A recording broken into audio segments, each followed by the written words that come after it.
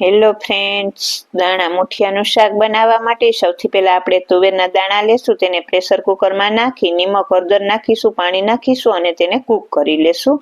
હવે આપણે એક વાસણમાં ચણાનો લોટ લેશું, તેમાં બધા મસાલા ઉમેરીશું, ધાણા મેથી તેલનું મોણ અને પાણી ઉમેરી તેને સરસ સોફ્ટ કણક બાંધી અને તેના મુઠિયા વાળી લેશું અને મુઠિયાને આપણે ગરમ તેલમાં સરસ ક્રિસ્પી થાય ને તેવા તળી લેશું.